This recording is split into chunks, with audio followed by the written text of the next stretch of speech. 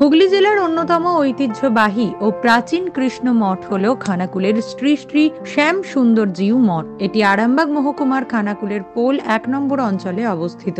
এটি প্রায় 400 বছর আগে বর্ধমান রাজার কোষাধ্যক্ষের দ্বারা প্রতিষ্ঠিত। যদিও ওই কোষাধ্যক্ষের নাম ও প্রতিষ্ঠাকালের তারিখ জানা যায়নি, তবে মঠ পুনর্নির্মিত হওয়ায় ধর্মস্থান হিসাবে আলাদা এক মাত্রা পেয়েছে। এই মঠ ঘিরে নানা ঐতিহাসিক ঘটনা রয়েছে। কথিত আছে, বর্ধমানের রাজা কর আদায় করতে না পেরে তৎকালীন সময়ে কর আদায়ের জন্য কোষাধ্যক্ষকে খানাকুলে পাঠানোর আদেশ জারি করেন। কোষাধ্যক্ষ ভগবান কৃষ্ণ তথা শ্যামসুন্দরের ভক্ত ছিলেন। তিনি শ্যামসুন্দরকে ছেড়ে থাকতে পারবেন না বলে জানান রাজাকে। এরপর রাজা ভগবান শ্রীকৃষ্ণের স্বপ্নাদেশ পান এবং কোষাধ্যক্ষকে খানাকুল মঠ প্রতিষ্ঠার অনুমতি দেন এবং 700 বিঘা জমি দান করেন। তারপর মঠ প্রতিষ্ঠিত হয়। এই মঠের বিশেষত্ব হলো একই সাথে দুটি শ্যামসুন্দর ও 2 রাধারানী, কিন্তু একটি শ্যামসুন্দরকে এক সাধু তৎকালীন সময়ে কাঁধে করে নিয়ে চলে যায়। তাই বর্তমানে মাঝের শ্যামসুন্দর, 2 পাশে রাধারানী। এই মঠ যে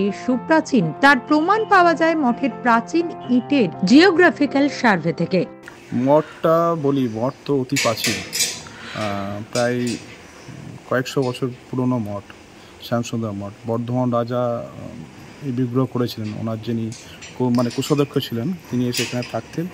সেই সময় থেকে এই মঠের শ্যামসুন্দরকে তিনি, তার নাম আমরা জানতে পারিনি, তবে এখানে আমাদের 3 জন সাধু, যারা সাধু বলতে যারা দেহ এখানে ছেড়ে গেছেন, তাদের সমাধি রাখা আছে।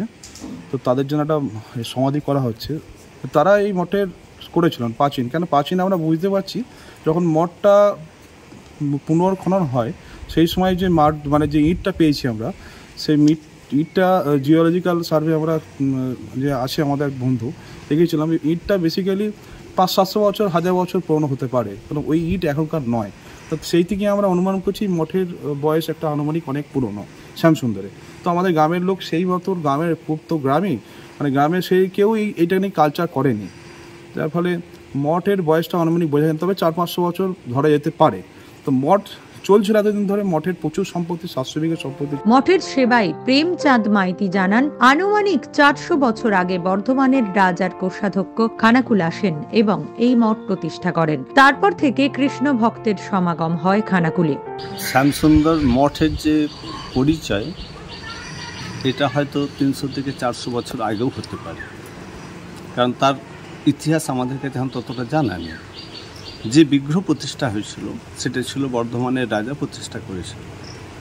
আর এখানে ওনার যিনি কোষাধ্যক্ষ ছিলেন, সেই সময় খাজনা তোলার জন্য উনি কিন্তু শ্যামসুন্দরের ভক্ত ছিলেন। উনি তখন বললেন যে আমি যে যাব ওখানে থাকবো কি, আমার তো শ্যামসুন্দরকে ছাড়া থাকবো না।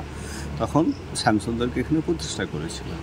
আর এই যে 2 রাধারানী, 2 শ্যামসুন্দর ছিলেন, শ্যামসুন্দরের যুগল মূর্তি ছিল। তো সেই শ্যামসুন্দরের যুগল মূর্তি এক ভক্ত এক শ্যামসুন্দরকে নিয়ে চলে যায়। তো রাধারানীকে তিনি নিয়ে যান। তাই জন্য আজকে যে শ্যামসুন্দরকে দেখছেন, এই শ্যামসুন্দরের পাশে 2 রাধারানী রয়েছে। 1 নম্বর যুক্ত হয়েছে গোপীনাথ মঠ, আর দ্বিতীয় হচ্ছে শ্যামসুন্দর যুগ। এই 2 মঠ কিন্তু একই সমসাময়িকালে। তাই এই খানাকুলকে কৃষ্ণনগরকে দ্বিতীয় বলতে পারে।